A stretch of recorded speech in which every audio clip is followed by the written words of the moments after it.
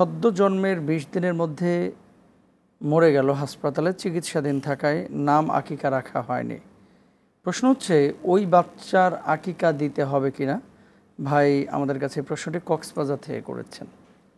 চমৎকার প্রশ্ন। জি হ্যাঁ, যে বাচ্চা যদি আপনার জীবিত অবস্থায় জন্মগ্রহণ করে, সেটা আবার 30 সেকেন্ডও যদি জীবিত থাকে, অর্থাৎ জীবিত ছিল অল্প কিছুক্ষণের জন্য, তাহলে বাচ্চার নাম রাখা সুন্নাহ।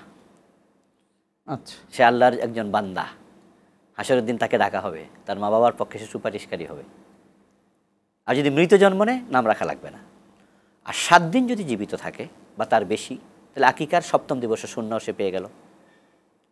ইউযবাহু আনহু ইয়াউম আস-সাবিক, রাসূলুল্লাহ সাল্লাল্লাহু আলাইহি ওয়াসাল্লাম বলছেন 7ম দিনে জবাই করো। তো এই বাচ্চা তো 20 দিন ছিল, তাহলে সে আকিকার সুন্নাহ তার অধিকারে এসেছে। তাই তার মা বাবাকে আমাদের সাজেশন থাকবে, সামর্থ্য যদি থাকে, এটা তো সুন্নাহ, না করলে কোনো গুনাহ হবে না, সামর্থ্য যদি থাকে যেন আকিকাটা করে নেয় এবং তার একটা নামও রেখে দেয়। আচ্ছা, এই মৃত্যুর পরেও? হ্যাঁ, ডেফিনেটলি 1 দিন হলেও, 1 মিনিট হলেও নাম রাখবে। জি, এই বাচ্চার যেন একটা নাম রেখে দেয়। আর আকিকার বিষয়টা তাহলে মোহতারাম বলতেছেন, যেহেতু 7 দিন পার হয়েছে, 7 দিনই তো দরকার ছিল, আর 20 দিন ছিল, তিনি আকিকা দিয়ে দেখ, সামর্থ্য যদি থাকে, আর না দিলে তো গুনাহ হবে না। ধন্যবাদ মোহতারাম।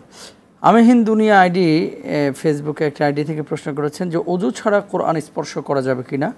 দ্বিতীয়ত হচ্ছে মোবাইল অ্যাপ্লিকেশনে অনেকের কিন্তু এখন কোরআন আছে, তো সেক্ষেত্রে মোবাইলটা যদি আমি অ্যাপ্লিকেশন ওপেন করে তেলাওয়াত করি, এটা জায়েজ আছে কিনা মোহতারাম? মুসহাফ স্পর্শ করার বিষয়ে রাসূল সাল্লাল্লাহু আলাইহি ওয়াসাল্লামের নিষেধাজ্ঞা আছে।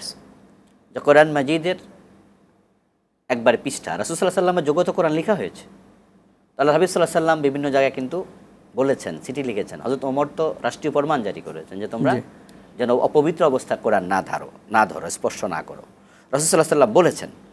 এই জন্য আমরাও বলি একই কথা, কিন্তু লা ইয়ামাসসুহু ইল্লাল মুতাহহারুন, যেটা যে আয়াতে কারিমাটা, ওই আয়াতে কারিমা দিয়ে কেউ দলিল দিতে চান যে পবিত্র ছাড়া কেউ ধরবে না, কিন্তু এই আয়াতে কারিমার ব্যাখ্যায় গেলে দেখা যাচ্ছে এটা ফেরেশতাদের প্রসঙ্গে নাজিল হয়েছে।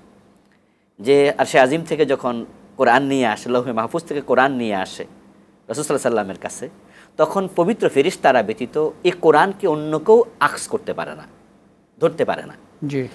এই ব্যাখ্যাই করেছেন প্রায় সকল মুফাসসিররা এই আয়াতে কারিমার।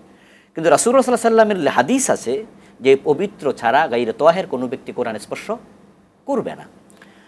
একদল আলেম বলেন যে কোরআন মাজিদ স্পর্শ করা যাবে যদি কেউ অজু না থাকে, কিন্তু জুনুবি অবস্থায় স্পর্শ করবে না। তাদের এই বক্তৃতা আমরা একটু ইগনোর করি, বরং আমরা বলি পবিত্র কোরআন তো এমন এক কিতাব যে কিতাব শুধু অন্য বইয়ের মতো রিসাইটেশন হয় না, পাঠ হয় না, এটার মাঝে আলাদা বিষয় আছে, পড়বে।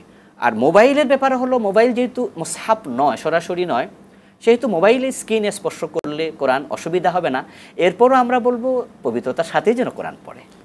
ধন্যবাদ মোহতারাম।